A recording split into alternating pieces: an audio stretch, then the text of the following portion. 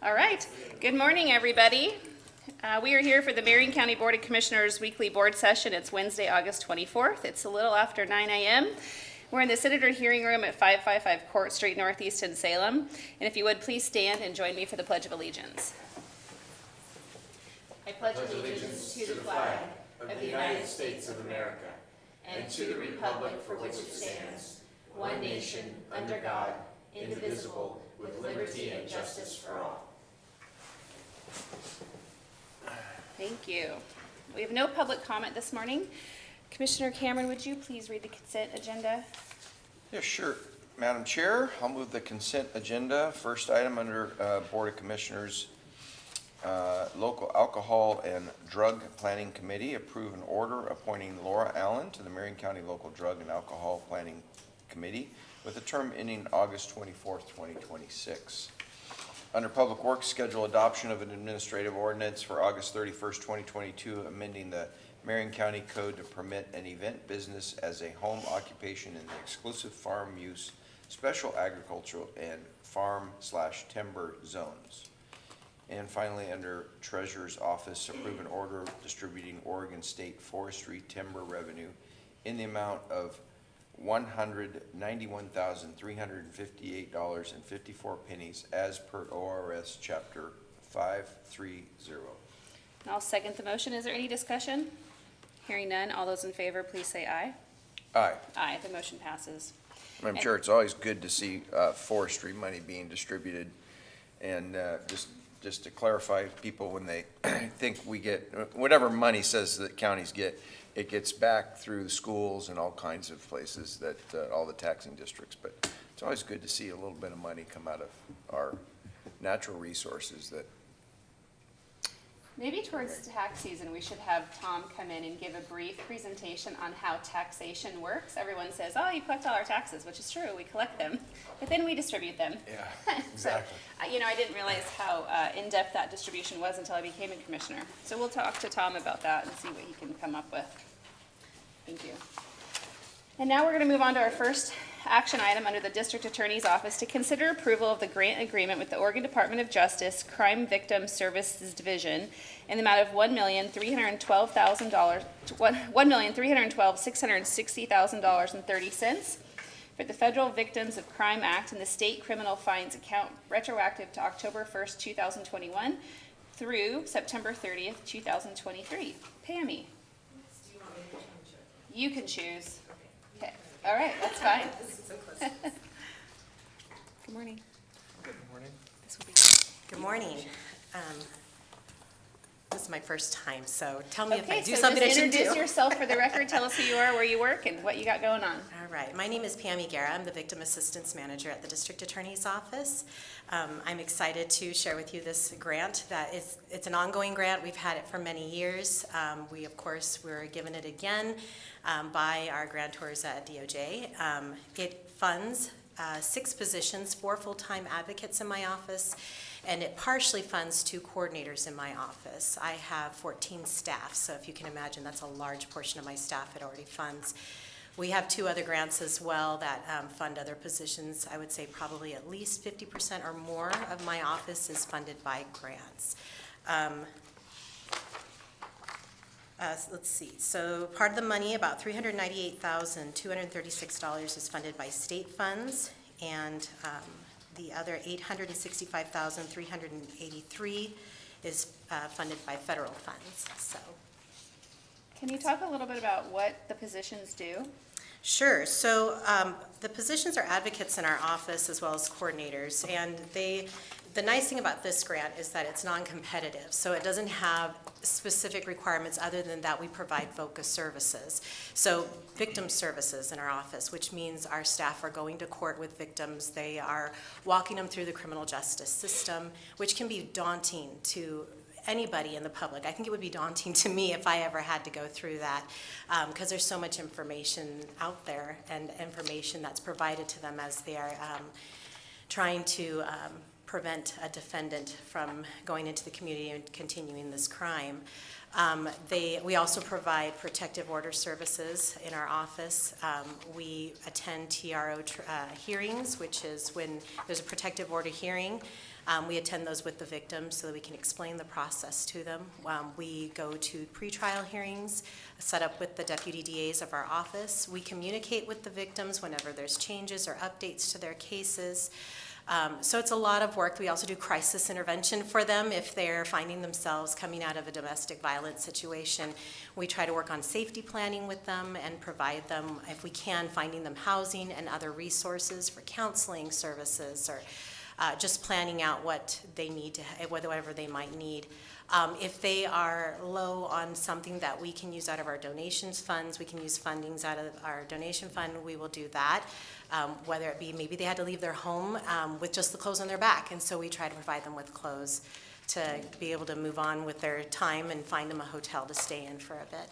So basically my staff, their job is to walk the entire process of this criminal case with the victim and make sure that they understand what their rights are and know when to assert their rights and assert their rights for them. Thank you. Commissioners, do you have any questions? Madam Chair, thank you. The Victims Assistance Fund that's outside the county, is that the Mary Lucas's Do you mean the donation fund? Yeah. Yeah, that's the Mary Lucas Crosswalk funds that come into us each year. Okay. Is there any other donations that come to that fund outside that? Very occasionally, someone will donate $100 here, $60 there, but it's very, very rare. The most of the money comes from Crosswalk. From that crosswalk Yes. event? That's a great event every year. Yeah. Yeah, good. Okay, thank you. Motion, huh? I will take a motion. Okay, Madam Chair, I move that we approve of the grant agreement with the Oregon Department of Justice Crime Victims Services Division, the amount of $1,312,660.30 for the Federal Victims of Crime Act and the State Criminal Fines Account retroactive to October 1st, 2021 through September 30th, 2023. I'll second the motion. We have a motion and a second. Is there any further discussion? Hearing none, all those in favor, please say aye. Aye. Aye. Aye, the motion passes. Thanks for being here. Thank you. Hopefully it was painless. Yeah, it was. Good, all right. Have a great day. And now we'll move on to Public Works to consider approval of the contract for services with ACF West Construction Company Incorporated for the not-to-exceed amount of $762,300 for the seasonal removal and installation of the monofil coverings of the North Marion Transfer Station through August 31st, 2025. Hi. Hi, good morning, Commissioners. For the record, Andrew Johnson, Public Works Environmental Services Operations Supervisor. So before you today is the contract for installation and purchase of interim tarping at our North Marion ash monofil site. So a little bit of background behind this is our ash monofil up in North Marion accepts a portion of the ash residue from Covanta, Marion. Covanta generates on average roughly 33,000 tons annually. So why do we cover the monofil? Well, it's to minimize leachate generation. And just for a refresher, leachate is the term for any liquid that touches the ash or any waste in a landfill, and it has to be collected and then disposed of according to DEQ guidelines. Currently, our landfilling practice is that Marion County receives material during the dry months, and the material is shipped to Coffin Butte landfill during the wet months to be used as alternative daily cover. This practice generally generates between 2 and 2.5 million gallons of leachate annually. In the past, when the site received 100% of the volume of ash, leachate generation was as high as 4 million gallons. For reference, each inch of rainfall that touches an acre of the open monofil site generates 27,000 gallons of leachate. So the practice of tarping and untarping helps us to reduce leachate generation by a significant amount. Currently, we treat each tarping and untarping event as an individual contract, and that just becomes kind of an administrative burden. So what we're looking forward to do is establish a long-term contract. We put this out to bid, and that was issued July 7th of 2022. It resulted in one bid from ACF West Construction. And this contract will allow us to have the active area of the monofil uncovered in the spring, allow for acceptance of ash, and purchase replacement tarping as needed, and redeploy the tarping in the fall. The new contract will expire August 31st, 2025, with an option to extend through August 31st, 2027. The contract budget amount is for $762,300 for the full 5 years of the contract. The annual expenses we're estimating to be roughly around $150,000, depending upon the need of replacement tarping. And then annually, we average around 3 to 4 acres that we utilize as active area. Recommendation, staff recommends approval of the contract for services with ACF West Construction for the installation and/or deployment of tarp covering of the North Marion Ash Monofil site. Is there any questions? I don't have any questions per se, do you? This is fondly referred to as Mount Frankie. Every time I drive by with somebody in my car, I always say, "There's Mount Frankie." And they go, "What?" And, you know, the ash from way back when Covanta was started back in the 80s. And the things that you do today to still manage that old landfill that's back there and all the things that go on there are pretty critical to keeping the water sources safe. So the question I have, though, Andrew, is you say you take the tarps off in the spring. So like this year, we had a really late rain spring. How do you have to like guess and say, when are we going to take these things off to avoid the It's a gamble, leaching? and unfortunately, we lost the gamble this year. Yeah. We had tarped it, and then we had a really wet May, and so we had some increased leachate generation. Okay, so then that hits our leachate contract a little bit harder, Yep, so, yep. okay. And then when do you put them back on? What's the date that you look at? We tried to have it buttoned up, as we call it, around the first part of October. Okay, good. Well, there were some bad things about the late rain and some good things about the late rain. Yeah, Okay. I guess it's my motion. It is. The only thing Madam that Chair? popped into my mind is the late rain caused the corn to harvest late. There wasn't as corn much corn came this late. weekend at Corn Fest. The farmers couldn't get certain things in the ground, Yeah. but the lake is full. That's true. And we had good snowpack. That's so, true. So they got lots of water to water the corn with now. Right, and it just came into harvest, so you can have all the corn you want. Yeah, isn't the corn festival this weekend? It was last Last weekend. weekend, I missed it. Yeah. All right, Madam Chair, I'll move that we approve a contract for services with ACF West Construction Company, Inc. For the not-to-exceed amount of $762,300 for the seasonal removal and installation of monofil coverings at North Marion Transfer Station through August 31st, 2025. I'll second the motion. I have a motion and a second. Is there any further discussion? Hearing none, the motion passes. All those in favor say aye. Aye. Aye. I know, I got it. Aye. I was I'll say- moving on I'll say it already. twice, Thanks. aye. Aye, Andrew, thank you. It was a test. It was. I mean, I caught myself. All right, now we're going to move on to consider adoption of administrative ordinance approving comprehensive plan zone change CPZC, case number 21-005, Enchanted Ridge Property Owners Association. Good morning, Lindsay. Good morning. For the record, Lindsay King, Marion County Planning. The ordinance before you today is for Enchanted Ridge for a zone change comprehensive plan amendment. And I'll just give you a little brief history on the correspondence here. Marion County's hearings officer held a duly noted public hearing on October of 2021. They issued a report recommending the board approve the request. The board then held a duly noted public hearing on January of 2022, considered all evidence in the record, and approved the request. The board's decision was then appealed to the state, which after consideration was remanded back to the county. At the direction of the board, the case was then remanded back to the hearings officer, who in March of this year issued a recommendation of approval. The board then held an additional public hearing in June of this year and approved the request. The ordinance and findings have been prepared and the notice of adoption was given on August 10th. The administrative ordinance is now set for formal adoption. The board may, 1, adopt the ordinance as written, 2, direct staff to prepare a modified ordinance, or 3, choose not to sign and adopt the ordinance at this time. Staff recommends that the board adopt the ordinance as written. I'll stand for any questions you might have. Thank you. Commissioners, do you have any questions or comments? I have a question. Okay. Lindsay, this got appealed and it came back and it's been, is it possible to be appealed again, or are we done with this now, once we adopt this ordinance? You're done. This is done. This is done. Can you remind me, I hope so. Me too. can you remind me just, what was when the court remanded it to us, what did they want us to find, or what analysis did they want us to do? If you don't have it, you can just email it to me later. Okay, yeah, I don't have that right offhand. That's okay. Yeah, I'm happy Sorry we're getting it about that. done. This seems very, like, reasonable, you know. We were not affecting the farm. The farm's still gonna be there, it's still gonna be farmed. This was about whether you can have one more house in that neighborhood. And it's amazing how much the lawyers worked at that. God bless them. It's called job security, I'm pretty sure. Well, Speaking to a lawyer. It used to be Just all a Lindsay's, retired one. and all Lindsay's time just to describe the whole process we've been through with this case. Let's go. Yeah, let's go. So I am looking at, Yeah. no, the appeal process, it looks like it has,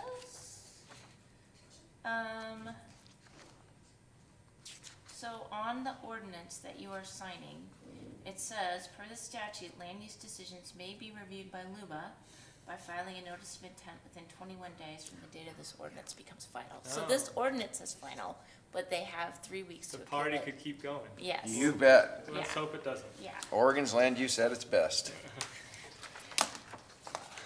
Are we done? I'm Okay, well then I'll take a motion from you. Okay, Madam Chair, I move that we adopt administrative ordinance approving comprehensive plan zone change CPZC case number 21-005, Enchanted Ridge Property Owners Association. I'll second the motion. I have a motion and a second. Is there any further discussion? Hearing none, all those in favor, please say aye. Aye. Aye. The motion passes. Thanks, Lindy. Lindsay, we'll see you back in a little bit. So we have a public hearing scheduled for 9:30, so we are going to pause for about 12 minutes. I don't have my glasses on, so we're gonna go with that and be back at 9:30 for that public hearing.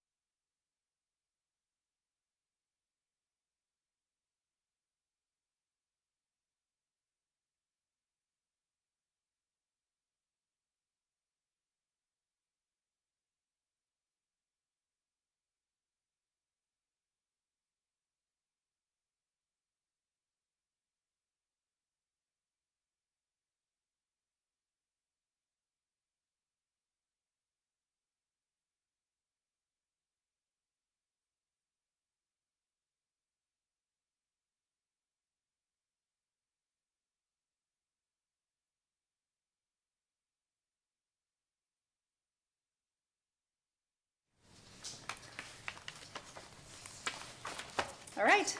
We have returned from our recess, and before we go into our public hearing, Commissioner Cameron is going to make Yeah, Madam Chair, I ask for unanimous consent that we would allow Commissioner Willis to vote on the consent calendar.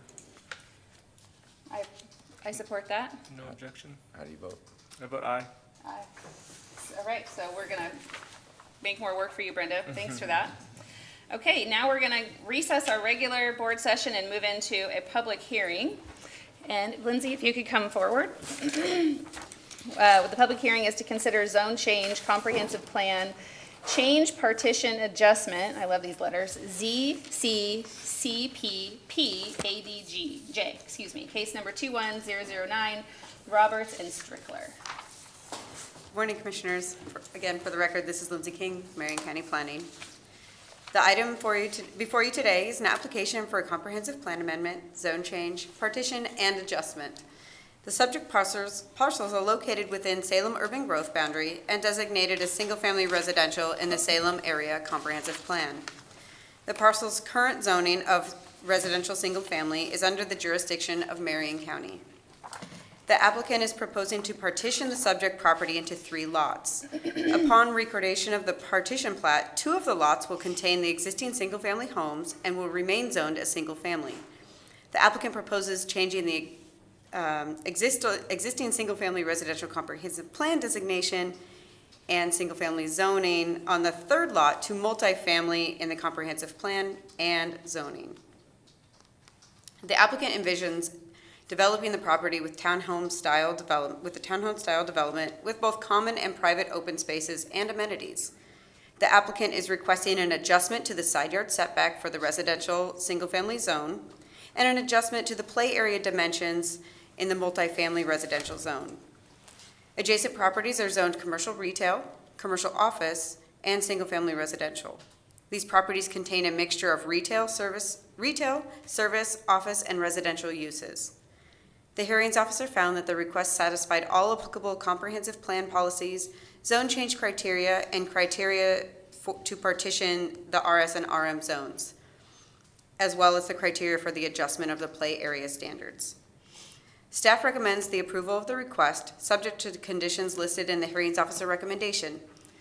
The board has the option of continuing the public hearing, close the hearing and leave the record open, close the hearing and approve, modify, or deny the request, or remand the matter back to the hearings officer. And I'm happy to answer any questions you might have. Thanks, Lindsay. Do either of you have any questions at this time for Lindsay? Okay, we'll move on to our lengthy sign-up sheet, and I see a lot of you have signed up, so if you don't want to testify, you can just wave me off as I get to your name. So we're going to move on to the applicant's presentation, and I'm not exactly sure. Is that Brittany? Are you coming forward? I'm sharing the stage with Mark Shipman.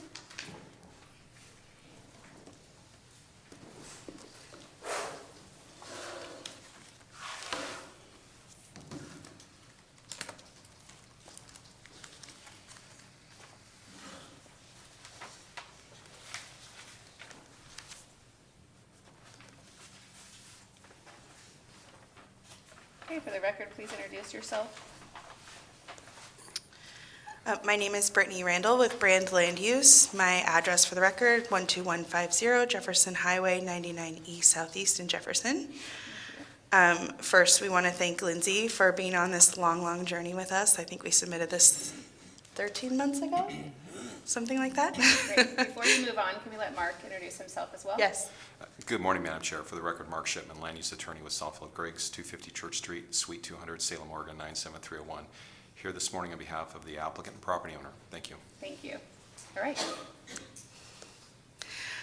Okay, so the application before you, like Lindsay stated, is a consolidated 3-parcel partition, comprehensive plan amendment, zone change only on newly created parcel 3, and adjustments to setbacks and open space dimensions. I wanted to point out that the open space dimensions are not to standard, but the amount of open space that we're providing exceeds the minimum requirement. The site is infill, so we're restricted in some of those dimensions. The 2 subject properties are approximately 1.69 acres in size total. We are retaining the existing 2 single-family dwellings on proposed parcels 1 and 2. with the plan to construct an infill development on parcel 3. I wanted to point out that multifamily developments should be located where they have direct access to services such as public transportation, within walking distance to shopping, entertainment, and employment opportunities.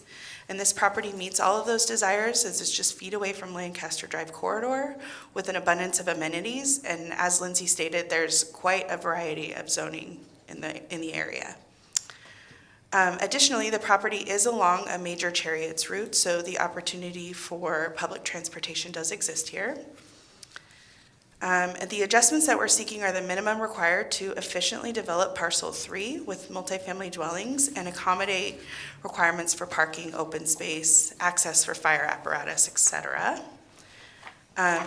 We don't believe that the adjustments being sought will impact the livability of the development or abutting properties, as we're still meeting the pretty large setbacks that are required when multifamily abuts single family.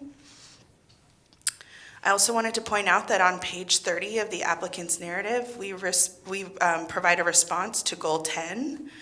So statewide planning goal 10 is for housing, to provide for housing needs of the citizens of the state. In 2014, the city conducted a housing needs analysis, sometimes called an HNA, to develop strategies for the community to meet housing needs through 2035 and to inform policy decisions related to residential land. According to the HNA, Salem has a deficit of capacity in multifamily designation with a deficit finding of 2,897 dwelling units and 207 gross acres of residential land. With multifamily residential designation, the subject property could be developed as multifamily dwellings. The rezone helps maximize the density while helping meet the housing needs within the Salem urban growth boundary. The proposed acreage would provide approximately 23 dwelling units based on the maximum density of the RM zone, and the increased density will reduce the deficit of the identified lands in the HNA. I'm available to answer any questions. Thank you. Commissioners, do you have any questions for Brittany? Not this time. Not this time. All right, Mr. Shipman? Thank you, Madam Chair and members of the board. I really have just a couple substantive comments. First, procedurally, we have no procedural objections to this hearing today, just to make that clear. First, as Brittany noted, the housing needs analysis becomes final tonight at 5 p.m. Unless appealed to LUBA. And the significance of that is that it essentially codifies what the city had gone through with the Our Salem project. The importance with that really, as it applies to Marion County, is that this is an opportunity for Marion County to help fill that housing need that we have in our community. And I realize that this application doesn't provide for a substantial amount of housing, but it does provide for multifamily housing, which is critically needed in our community.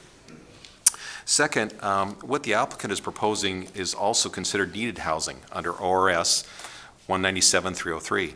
And under ORS 197-307, there can't be conditions of approval placed on the application that have the effect, either by themselves or cumulatively, of discouraging needed housing from being developed by unreasonable cost or delay. And the fortunate thing in this case is I believe the hearings officer came to the right conclusion, the right decision, with staff's help and with the applicant's representative's help. As the applicant satisfies all the mandatory approval criteria, and the hearings officer identified that for the zone change, comprehensive plan change, and the other applications. I believe the proposed conditions of approval are reasonable in light of the proposal, and I would respectfully request that you approve the combined applications as submitted, and happy to answer any questions that you may have of us at this time. Thank you. No, I got a question. Okay. Mark, I was going to say my comments for the end, but I was pretty frustrated when I read the hearings officer opinion, particularly because of kind of what you suggested at the end. And I just want to make super, super clear that this board is under no legal obligation to change the zoning here or to make a comp plan amendment. There is no obligation. And I think that it frustrates me when folks in this case, the hearings officer frustrated me, where it seemed to suggest that the housing needs analysis that Salem did, which is a different jurisdiction than us, requires us to make some decision here. We're not required to make a decision here. That's correct. And so I just want to make sure that's very clear. Yeah, Thank you. appreciate that. Commissioner Cameron, do you have any questions? No, thank you. Okay. Right, Thank thank you. I you. don't have any questions for you at this time. Now we'll move on down the list. Jordan Schweger, are you going to testify? Okay. Mark Simmons, are you going to testify? Are you here? Okay. He's an Elgin. Okay, well, he's signed, maybe this is the person that tried to sign up last minute over the phone. Oh, But they missed the deadline. Bernie, I'm not gonna get your last name right because I can't read it. No, that's fine. Are you gonna testify? No, I'm not. Okay. Dave Roberts. Dale, excuse me, are you gonna testify? Yes, please. Great, would you please come over here to this microphone? Absolutely. Thank you. I wish I could read everybody's handwriting. It would be like magical. You should be a pharmacist. Right. The doctor I always wanted to be. Right. For the record, please introduce yourself and tell us your residence. Yes, my name is Dale Roberts, and I live at 4095 McClay Road, Southeast in Salem, Oregon. Thank you.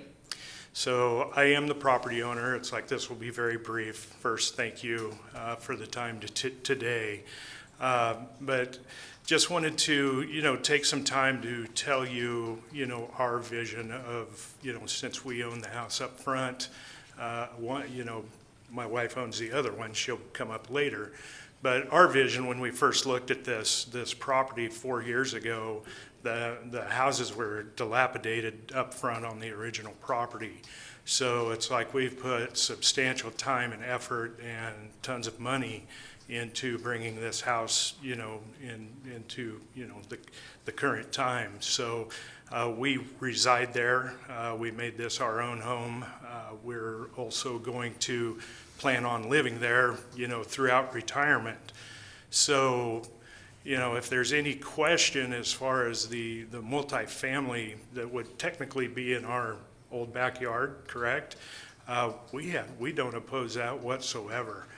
We think it's a good thing because, we feel that there is a housing shortage, not only in Marion County, but Salem and the state of Oregon as it goes. So that's been kind of our vision, the 4 years since we purchased this property, so. Thank you. Commissioners, do you have any questions? Mr. Roberts? No. Okay, thanks for being here. Thank you. All right, Sherry Stickler? Yes. Would you like to testify? Yes. Great, same table.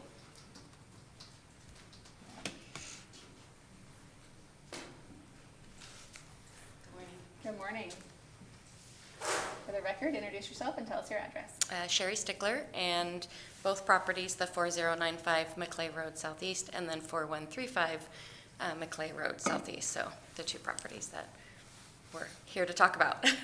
Thank you. So do you want to share anything with us?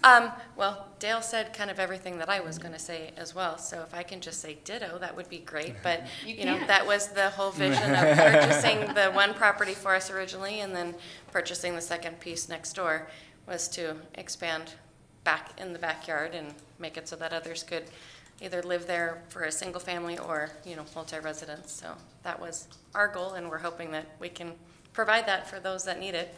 Great, thank you. Thank you. thank you. Any questions? No. You look like you had a question. We'll pull you back up if we do. Lindy Schweger, are you going to testify? Okay. All right, Lindsay, would you come back, please? That is the end of the list for signups.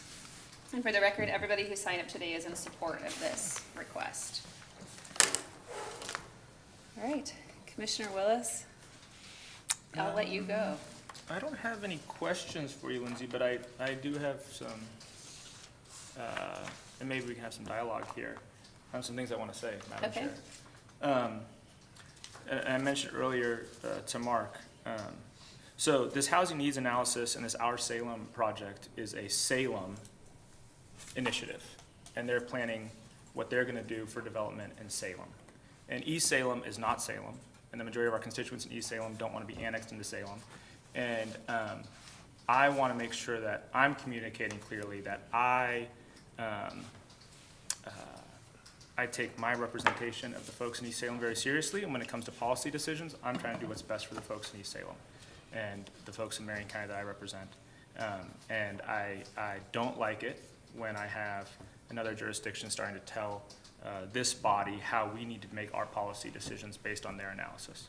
And in particular, my concern is this. In the housing needs analysis, they say that Salem has a deficit capacity in the multifamily designation with a deficit of 2,897 dwelling units and a deficit of 207 gross acres of residential land. Now, the city since that time has added 40 acres of multifamily designated land, which reduces the proposed deficit to 167 acres, according to their analysis, right? Here's the problem. The problem is a lot of these folks in East Salem that live in single-family residential homes, right? These aren't the big fancy houses. These are little houses. These are folks that have saved their whole life savings sometimes to buy a house and own it, and a lot of them are living on not very much money. But the one thing they have is they have this home, right? And if what we allow is we allow Salem to basically say, hey, we need all this new multifamily, we got a lot of cheap houses in East Salem, let's go fix our multifamily problem by redeveloping East Salem into multifamily, right? Then you're going to destroy these neighborhoods in East Salem that are really healthy, good, working-class neighborhoods. And so that's why, when we've had this conversation before, I have no problem with sitting down with Salem and having a discussion with them about the urban growth boundary and saying, hey, if there's a need for more multifamily housing, where are we going to put it? How much of it is going to go into East Salem? How much of it is going to go into South Salem? How much of it is going to North Salem? Where is it going to be? And how are we going to allocate it? But what I resent very much is when Salem or anybody else suggests, hey, we need all this new multifamily housing, therefore you have to put multifamily, you have to rezone all your single-family homes in East Salem into multifamily because of our housing need analysis that we weren't a part of, Marion County wasn't a part of. I find that to be just unacceptable. I'd say the second thing that's really important to me is homeownership's really important. So to the extent that we take a bunch of owner-occupied single-family homes and we redevelop it into rental properties, we're taking people who were homeowners, we're moving them out, and we're making homeownership less in our community, not more. I see that as a negative thing for our community. So I want to make those things really clear because sometimes we make these decisions and then folks going forward base, their development decisions based on the decisions that we make. And so I want to make that really clear because I don't think there's anything wrong with what the applicants are doing here. I think the taking your money and investing it and building housing for people is a good thing, and I don't want to suggest that. But I am frustrated with the way the city of Salem has engaged with us and the suggestion that basically whatever they decide gets imposed on East Salem regardless of what the people of East Salem say. And I also don't like I don't like it when the hearings officer or anybody else suggests that a policy decision is a legal decision. Because what we're doing here is policy. We're not doing a legal decision. We're making a policy decision of whether or not we should rezone single-family housing in East Salem to multifamily on 1 acre. So I want to make all those points. In this particular case, my hesitation or concern is that this place really is, it's right here on the play, it's surrounded by single family. So everything's single family around it. However, it is right next to Lancaster. It is right next to Arterial. And so if I were going to put apartments somewhere, this isn't a bad place to put apartments. I agree with the applicant here. But I don't like doing zoning this way. Right. And I want to make it really clear that I don't like doing zoning this way. So those are the comments that I made and that I wanted to make, and I'll leave it to you guys to share a little bit. Thank you. Mr. Cameron? Yeah, thank you, Commissioner Wills, for those comments. I will make a comment that our code does require us to consider local jurisdiction planning. Just, it has to be considered as we look at things. It doesn't have to be adopted or anything, but it does say in our code that we need to consider it. I just want to clarify that. I've considered it. Yeah, good.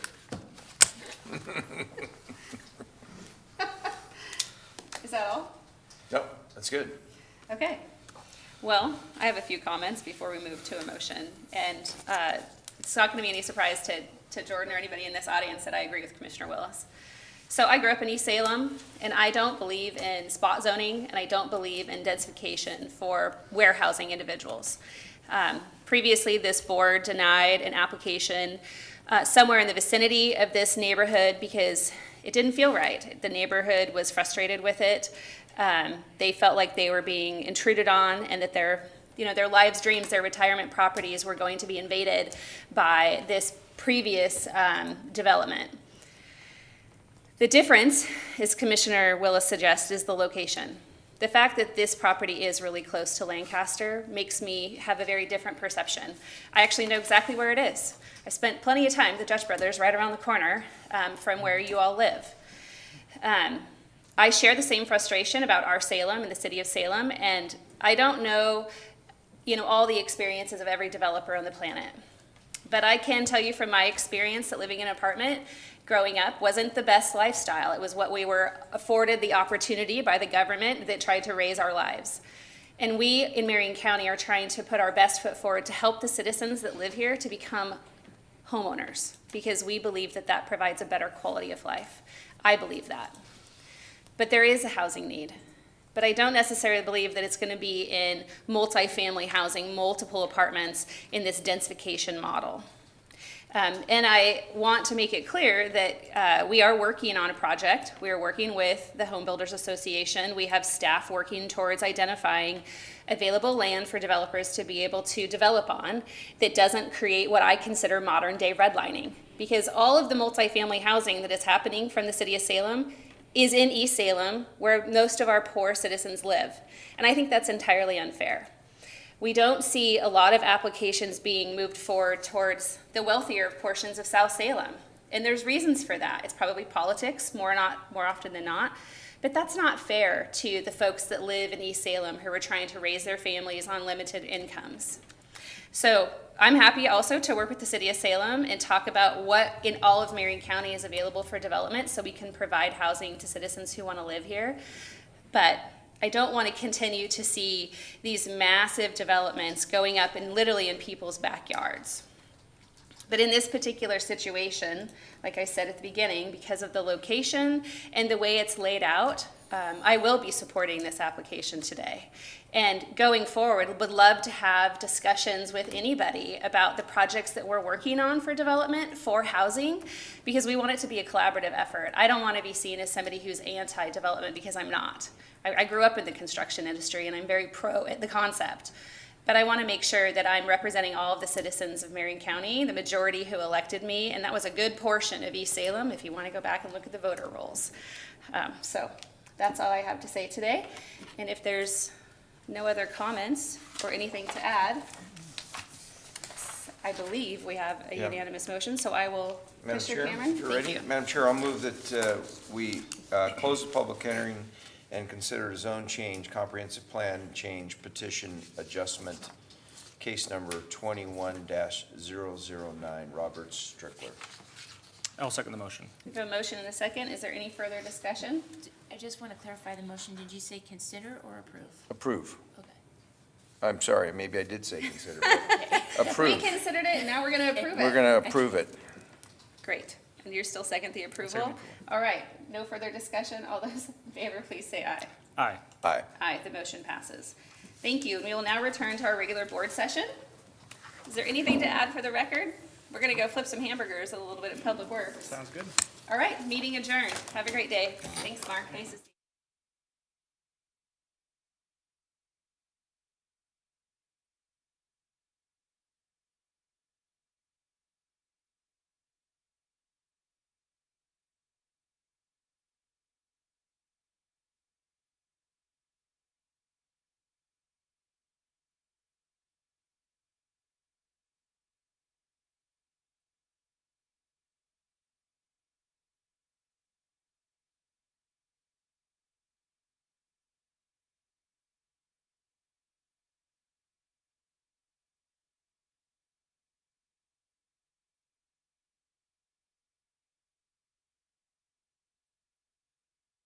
Time for